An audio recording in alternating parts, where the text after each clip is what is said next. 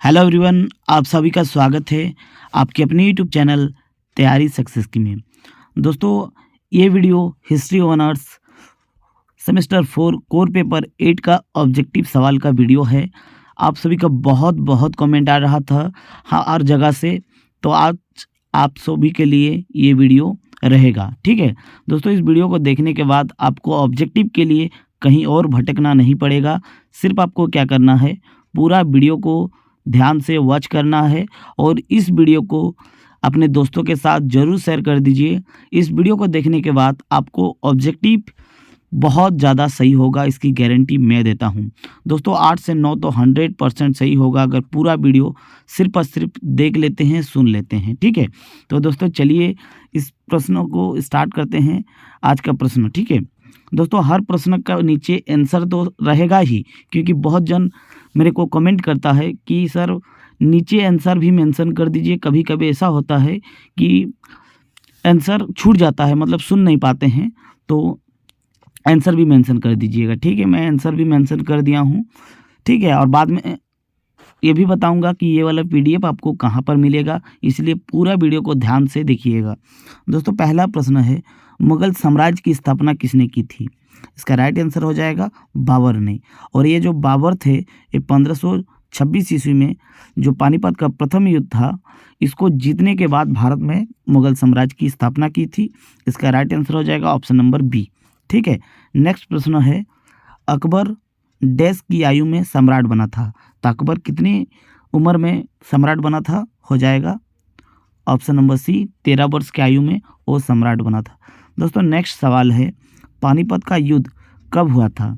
तो पानीपत का प्रथम युद्ध हुआ था बाबर और इब्राहिम लोधी के बीच में, और इसी से दोस्तों मुगल साम्राज्य की नींव रखी गई थी।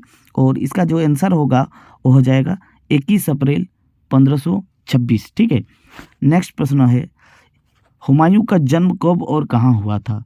दोस्तों हुमायूं का जन्म जो हुआ था ये हुआ था 17 मार्च 1508 ईस्वी में काबुल में हुआ था। ठीक है, याद रखिएगा, डेट आप लोगों के लिए बहुत ही ज़्यादा इम्पोर्टेंट रहेगा। नेक्स्ट सवाल है, शाहजहां के शासनकाल में कौन सी विदेशी यात्री भारत आया था? तो यहाँ पर दोस्तों विदेशी यात्री मेंशन किया गया है, तो इसका राइट आंसर हो जाएगा मुनक्की। ठीक है, मुनक्की विदेशी यात्री थे जो भारत आए थे। दोस्तों नेक्स्ट सवाल है, शाहजहां के काल में कौन सी यूरोपीय यात्री भारत आए थे? तो दोस्तों यहाँ पर स्पेशली मेंशन किया है यूरोपीय यात्री, तो ये जाएगा पीटर मूडी। ठीक है, याद रखिएगा, इम्पोर्टेंट है। दोस्तों नेक्स्ट सवाल है, दिल्ली के गद्दी पर बैठने से पहले हुमायूं कहाँ का सूबेदार था? तो ये हो जाएगा दोस्तों बदखां। ठीक है, बदखां ये हो जाएगा राइट आंसर। दोस्तों नेक्स्ट सवाल है, युद्ध को लेकर के, यानी कौन सा युद्ध कब लड़ा गया था उसका कालक्रम को बताना है। सवाल है, हुमायूं द्वारा लड़ी गई 4 प्रमुख युद्ध की तिथि अनुसार क्रम अंकित करें, युद्ध स्थल का नाम अंकित करें। दोस्तों यहाँ पर डेट तो नहीं दिया गया है, और सिर्फ आपको ये जो युद्ध है ना, इसको अरेंज करना है। आप लोगों के लिए मेरा होमवर्क रहेगा, ठीक है, कि आपको डेट याद कर लेना है। ठीक है, क्योंकि आप लोग ऑनर्स के हैं, इसलिए डेट आप लोगों को जानना बहुत ही ज़्यादा ज़रूरी है। तो सबसे पहले जो हुआ था वो देरा का युद्ध हुआ था, नेक्स्ट है चौसा का, फिर कन्नौज जिसे बिलग्राम का युद्ध भी कहा जाता है, और लास्ट में सरहिंद की युद्ध। ठीक है, ये हुमायूं के द्वारा लड़ी गई थी। दोस्तों नेक्स्ट सवाल है, किसने चौसा का युद्ध 25 जून 1539 को हुमायूं को पराजित किया था? तो दोस्तों हुमायूं को पराजित किसने किया था? शेर शाह सूरी ने, और फिर ये सूरी वंश की स्थापना किया। शेर शाह सूरी मध्यकालीन जो था मुगल साम्राज्य के शासनकाल में वो सबसे ज़्यादा बुद्धिमान और शिक्षित शासक था। ठीक है, याद रखिएगा।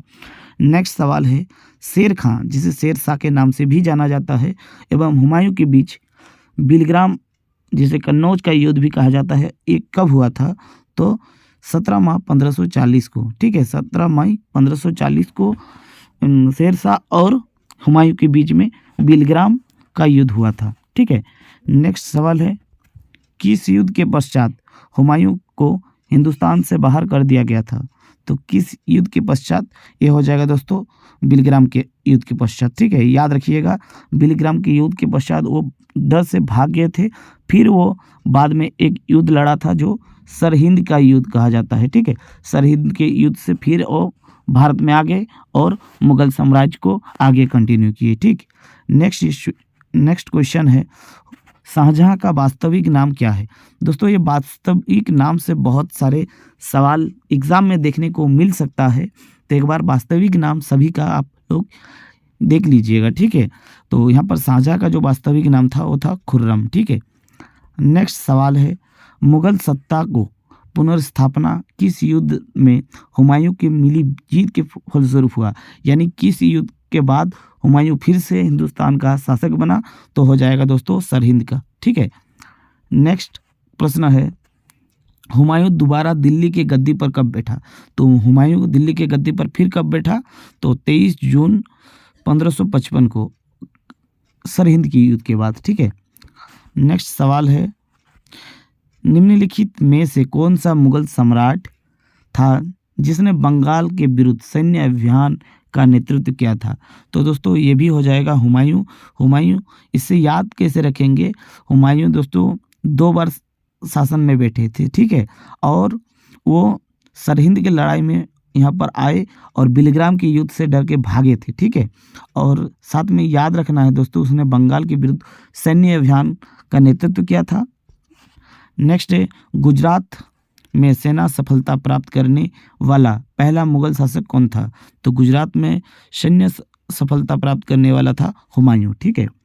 नेक्स्ट सवाल है, मुगल प्रशासनिक व्यवस्था में मनसबदारी प्रणाली को किसने प्रारंभ किया? तो दोस्तों जब भी आपको मनसबदारी प्रणाली या फिर मनसबदारी प्रथा, मनसबदारी से संबंधित सवाल आए और आपको समझ में नहीं आए तो आप अकबर के साथ जा सकते हैं, ठीक है। अकबर हो जाएगा इसका राइट आंसर। दोस्तों नेक्स्ट प्रश्न है, किस मुगल शासक ने 2 बार शासन किया? तो इसका आंसर क्या होगा? हुमायूं, ठीक है। नेक्स्ट सवाल है, मुगल चित्रकला का आधारशिला किसने रखा? तो मुगल चित्रकला का आधारशिला रखा था दोस्तों, ये गलत होगा, ये हो जाएगा जहांगीर, ठीक है। जहांगीर होगा, करेक्शन कर लीजिए, मुगल चित्रकला का आधारशिला। नेक्स्ट हो जाएगा, अकबर का जन्म अमरकोट के राणा विरसाल के महल में कब हुआ था? तो अकबर का जो जन्म था वो, इसका राइट आंसर क्या होगा? 15 अक्टूबर 1542 को, ठीक है। ऑप्शन नंबर ए जो होगा ये आपका राइट आंसर होगा। नेक्स्ट प्रश्न है, अकबर के माता का नाम क्या था? अकबर के माता का नाम क्या था दोस्तों? तो हमीदा बानो बेगम था। ऑप्शन नंबर जो सी है ये राइट आंसर होगा। नेक्स्ट क्वेश्चन मोस्ट इंपॉर्टेंट है और एग्जाम में 2 बार रिपीट हो चुका है दोस्तों। सवाल है, हुमायूंनामा किसने लिखी थी? तो किसने लिखा था? ये गुलबदन बेगम जो हुमायूं की बहन थी, ठीक है। नेक्स्ट सवाल है, हुमायूं का मकबरा कहाँ है? तो ये हो जाएगा दोस्तों दिल्ली। नेक्स्ट सवाल है, किस मुगल बादशाह, ठीक है, बादशाह ने मुगल राजधानी आगरा से दिल्ली स्थानांतरित किया था, यानी शिफ्ट किया था एक जगह से दूसरी जगह? तो ये हो जाएगा दोस्तों शाहजहां, ठीक है। नेक्स्ट क्वेश्चन मोस्ट इंपॉर्टेंट है। सवाल है, हल्दी घाटी का युद्ध कब लड़ा गया था? तो ये हो जाएगा 1576, ठीक है। Option number B right answer होगा। नेक्स्ट सवाल है, हल्दी घाटी का युद्ध किनके बीच लड़ी गई थी? तो दोस्तों कभी कभी एग्ज़ाम में ऐसे भी सवाल आते हैं, किनके बीच युद्ध लड़ा गया था? तो आप लोग क्या करेंगे, ऑप्शन को एलिमिनेट करेंगे, यानी कौन सा आंसर नहीं हो सकता है उसको पहले काट दीजिएगा। तो आपको 2 क्वेश्चन में कंफ्यूज हो सकता है, फिर आप अगर थोड़ा बहुत सोचेंगे तो राइट में पहुंच सकेंगे, ठीक है। ये मैं मतलब ये तरीका तब यूज़ करेंगे जब आपको पता नहीं हो, ठीक है। तो अकबर और राणा संग्राम सिंह, ये दोस्तों नहीं होगा, राणा संग्राम सिंह नहीं। नेक्स्ट है अकबर और मेदिनी रॉय। दोस्तों ये जो मेदिनी रॉय था ये बाबर के साथ लड़ा था, ठीक है। तो नेक्स्ट क्वेश्चन ऑप्शन बचा है बाबर और राणा प्रताप, ये हो जाएगा दोस्तों इसका राइट आंसर, ठीक है। उदय सिंह नहीं होगा। नेक्स्ट प्रश्न है, पानीपत का प्रथम युद्ध किसके बीच लड़ा गया था? तो दोस्तों ये तो इजी सा सवाल, हलवा सा सवाल, तो याद रखिएगा, ठीक है। क्या है, बाबर और राणा संगा नहीं होगा, हुमायूं और सम्राट अशोक नहीं होगा, अकबर और इब्राहिम लोदी भी नहीं होगा। तो बचा ऑप्शन नंबर डी, यही राइट होगा। दोस्तों यहाँ पर बाबर द्वारा लड़ा गया 4 युद्ध को आपको याद एकदम रखना है, ठीक है। पहला पानीपत, दूसरा खनवा, घाघरा और चंदेरी, ठीक है। चारों के चारों युद्ध डेट 1526, ठीक है, 1526, 27, 1528, 1529, ठीक है। आपको सिर्फ और सिर्फ क्या करना है, किसके साथ लड़ा गया था ये याद रखना है। ए इब्राहिम लोधी और बाबर के बीच में, ठीक है। तो ऐसे करके आपको सभी का सभी याद रखना है। नेक्स्ट है, बाबर के पिता का नाम क्या था? तो बाबर के पिता का नाम था उमर शेख मिर्ज़ा, ठीक है। नेक्स्ट सवाल है, खनवा का युद्ध कब लड़ा गया था? तो अभी बताया था बाबर ने 4 युद्ध लड़ा था प्रमुख, ठीक है। पानीपत, खनवा, घाघरा और चंदेड़ी, ठीक है। तो ये कौन सा होगा? तो ये इसका राइट आंसर क्या होगा? खनवा मतलब सेकंड 27 वाला, ये हो जाएगा बी नंबर, ठीक। नेक्स्ट है, खनवा का युद्ध किसके बीच हुआ था? तो खनवा का युद्ध किसके बीच हुआ था दोस्तों? बाबर और इब्राहिम लोधी नहीं होगा, क्योंकि पहला पानीपत का युद्ध लड़ा गया था। शेरशाह सूरी और महाराणा प्रताप भी नहीं होगा। इब्राहिम लोधी और उदय सिंह भी नहीं होगा। तो बचा क्या? बाबर और राणा सांगा के बीच में, ठीक। Option number B right answer. दोस्तों नेक्स्ट प्रश्न है, बैरम खां कब से कब तक अकबर का संरक्षक रहा, यानी एक अभिभावक के रूप में शासन किया? तो इसका राइट आंसर हो जाएगा 1556 से लेकर के 1560, यानी 4 साल तक वो अकबर के संरक्षक के रूप में कार्य किया। नेक्स्ट सवाल है, अकबर ने सम्राट बनने पर बैरम खां को कौन सी उपाधि दी? तो बैरम खां को कौन सी उपाधि दी थी? तो खाने खाना, ठीक है। खाने खाना का उपाधि दिया था अकबर ने बैरम खान को। दोस्तों नेक्स्ट सवाल है, ताजमहल किसके द्वारा बनवाया गया था? तो ताजमहल किसके द्वारा बना गया था? शाहजहां के द्वारा, ठीक है। दोस्तों नेक्स्ट प्रश्न है, ताजमहल के निर्माण कार्य कब शुरू किया गया था? तो ताजमहल किसने बनाया? हम लोग पहले ही देखें, शाहजहां ने बनाया। तो ताजमहल का जो कार्य है वो स्टार्ट हुआ था 1632 में, और कहा जाता है दोस्तों ये जो ताजमहल है ये 20 वर्षों में पूरा हुआ था, और शाहजहां ने अपने बेगम मुमताज़ की यादों में बनवाया था, ठीक है। दोस्तों नेक्स्ट प्रश्न है, ताजमहल का वास्तुकार कौन था, यानी डिजाइन किसने बनवाया था? तो इसका आंसर हो जाएगा उस्ताद अहमद लाहौरी। नेक्स्ट प्रश्न है, ताजमहल का निर्माण किसकी देख रेख में कराया गया था? तो यह हो जाएगा उस्ताद ईसा खां के द्वारा देख रेख में कराया गया था। दोस्तों किसके मतलब किसने डिजाइन तैयार किया वो अलग बात है, किसके देख रेख में हुआ था वो अलग बात है, याद रखिएगा, ठीक है। नेक्स्ट प्रश्न है, ताजमहल को बनाने में इस्तेमाल किया गया संगमरमर कहाँ से लाया गया था? तो दोस्तों आप लोग सभी जानते हैं कि ये जो ताजमहल बना है ये सफ़ेद संगमरमर से बना है, और ये मकराना राजस्थान से लाया गया था, ठीक है। नेक्स्ट सवाल है, वही ताजमहल कितने सालों में बना था? तो 20 सालों में। नेक्स्ट सवाल है, शेर शाह का बचपन का नाम क्या था? दोस्तों मोस्ट इम्पोर्टेंट प्रश्न, ठीक है। शेर शाह का बचपन का नाम क्या था? तो फरीद खां, ठीक है। नेक्स्ट सवाल पर चलते हैं, फरीद खां जो बाद में शेरशाह सूरी बना ने कहाँ से शिक्षा प्राप्त की थी? तो हो जाएगा दोस्तों जौनपुर, ठीक है। जौनपुर से शिक्षा प्राप्त की थी शेरशाह सूरी, और जो शेरशाह था वो मध्यकालीन के बाद जो मतलब दिल्ली सल्तनत के बाद मुगल काल का सबसे मतलब शिक्षित शासक थे, ठीक है। नेक्स्ट सवाल पे चलते हैं। नेक्स्ट सवाल है, शेरशाह का पिता हसन खान जौनपुर राज्य के अंतर्गत सासाराम के डैश थे? तो क्या थे दोस्तों? जमींदार थे, ठीक है, याद रखिएगा। और शेरशाह के पिता कौन थे? ये भी नाम याद रखिएगा, हसन खां, ठीक है।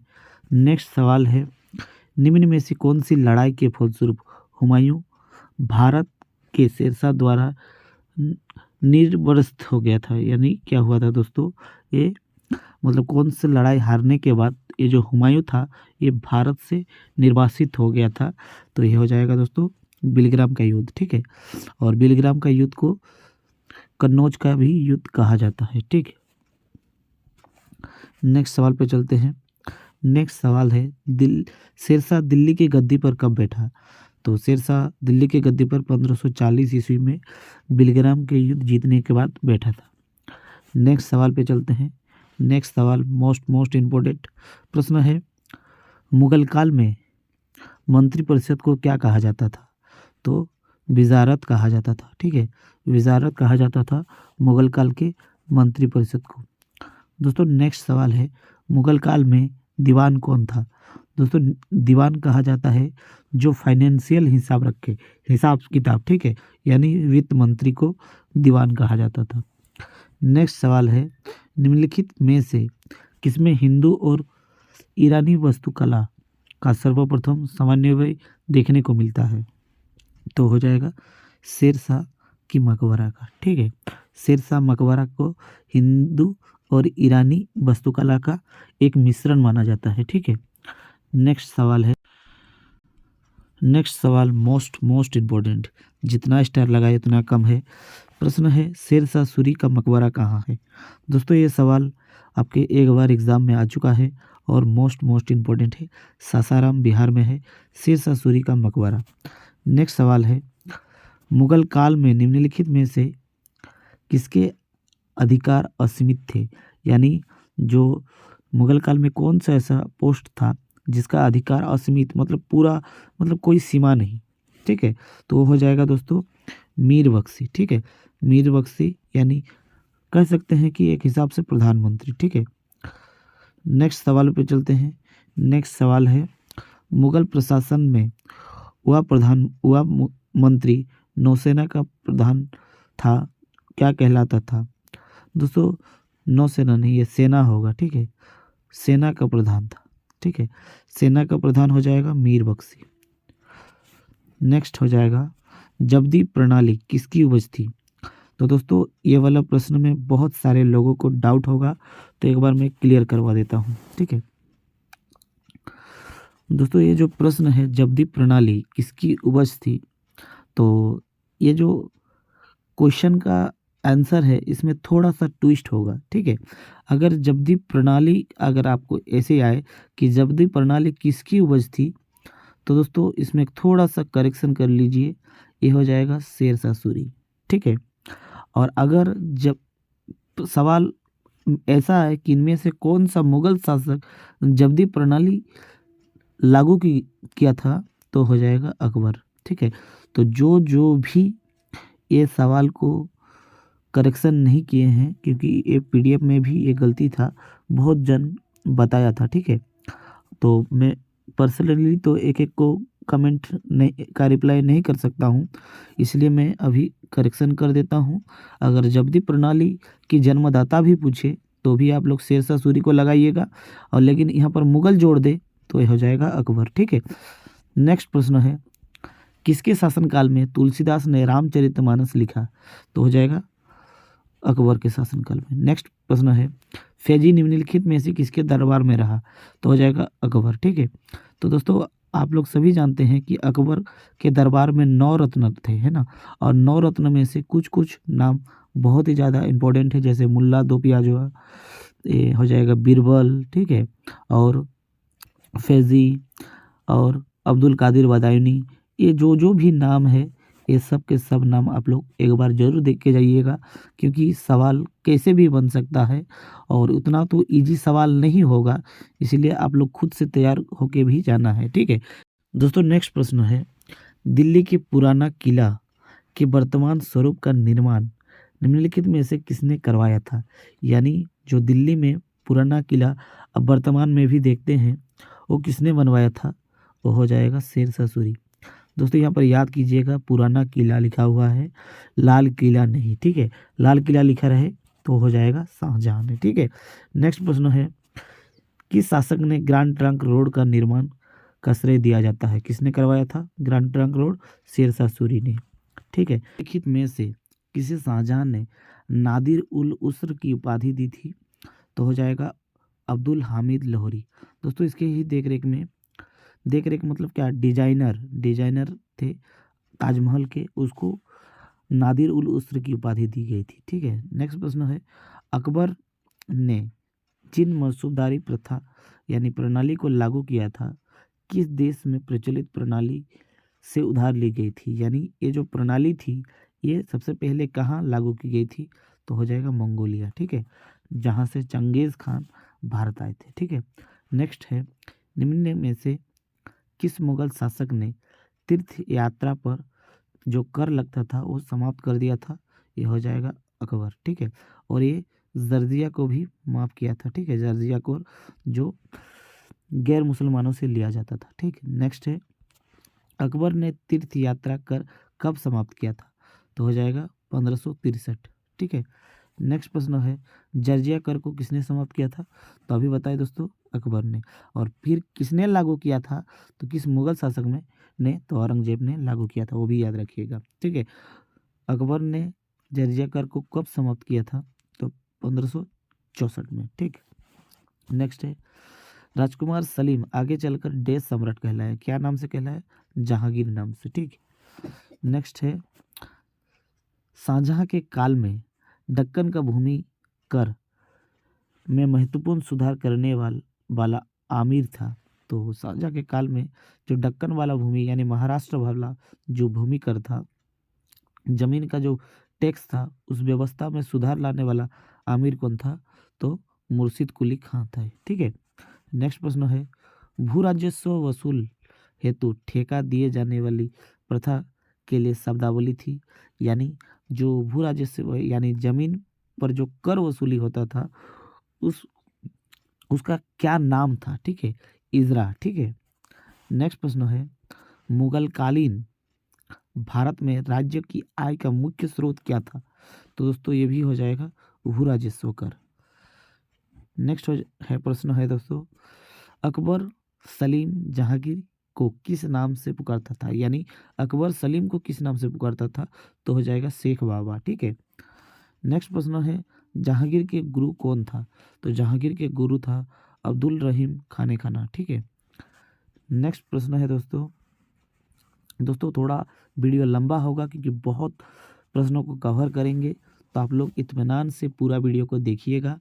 वीडियो अगर अच्छा लगे तो प्लीज़ वीडियो को लाइक कीजिएगा, क्योंकि आप लोग वीडियो तो पूरा वॉच करते हैं लेकिन कमेंट और लाइक नहीं करते हैं। कमेंट और लाइक करने से मेरे को किसी प्रकार का कोई प्रॉफिट नहीं, बस उत्साह मिलता है। ठीक है, नसरुद्दीन मोहम्मद जहांगीर बादशाही गाजी की उपाधि धारण कर आगरा की गद्दी पर कब बैठा? यानी दोस्तों जहांगीर सिंहासन पर कब बैठा, यही प्रश्न है। तो हो जाएगा 24 अक्टूबर 1605 को। ठीक है, नेक्स्ट प्रश्न है, निम्नलिखित में से किसे दक्षिण का टोडरमल कहा जाता था? कहा नहीं, कहा जाता था। तो दक्षिण का टोडरमल कहा जाता था मुर्शिद कुली खां को। नेक्स्ट प्रश्न है, इनमें से किसे शाहजहां ने खाने खाना की उपाधि प्रदान की थी? तो हो जाएगा मोहब्बत खान को दिया जो उपाधि था वो था खाने खाना। ठीक है, नेक्स्ट प्रश्न है, निम्नलिखित में से किस शासक ने संगीतकार लाल खां गुण समुंदर को संरक्षण दिया था? यानी अपने दरबार पे रखा था ये जो लाल खां गुण समुंदर को।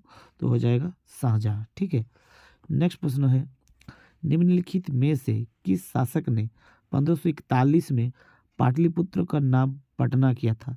हो जाएगा दोस्तों शेरशाह। ठीक है, तो शेरशाह से बहुत सारा चीज़ याद रखना है क्योंकि शेरशाह से एग्जाम में सवाल बनता है। नेक्स्ट प्रश्न है, पटना को प्रांतीय राजधानी किसने बनाया था? तो भी हो जाएगा दोस्तों शेरशाह। नेक्स्ट प्रश्न है, किस भारतीय किसे भारत में द्वितीय अफगान राज्य का संस्थापक कहा जाता है? तो यानी किस भारतीय को, ठीक है, द्वितीय अफगान राज्य का संस्थापक कहा जाता है? तो हो जाएगा शेरशाह सूरी। नेक्स्ट प्रश्न है, निम्नलिखित मध्ययुगीन शासक में से कौन सा एक उच्च शिक्षित था? तो हो जाएगा शेरशाह।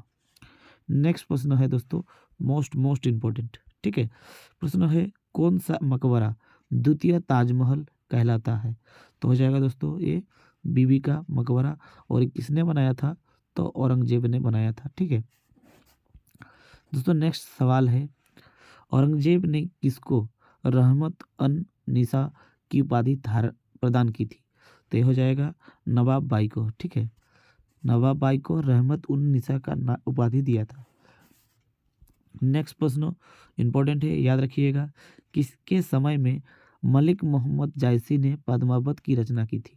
तो दोस्तों ये पद्मावत वही है जिसमें जो रूपमणि और रानी पद्मिनी, ठीक है, चित्तौड़गढ़ की और अलाउद्दीन खिलजी के बारे में पूरा कहानी लिखा गया है, जिसे लिखा था मलिक मोहम्मद जायसी, ठीक है।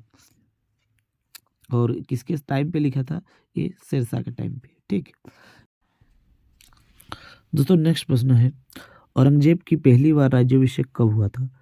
तो दोस्तों मैं यहाँ पर आपको बता देना चाहता हूँ, औरंगजेब मुगल शासकों में पहला ऐसा शासक था जिनका 2 बार राज्याभिषेक हुआ। पहला बार राज्याभिषेक 31 जुलाई 1658 में हुआ था और दूसरा हुआ था 5 जून 1659 को, ठीक है।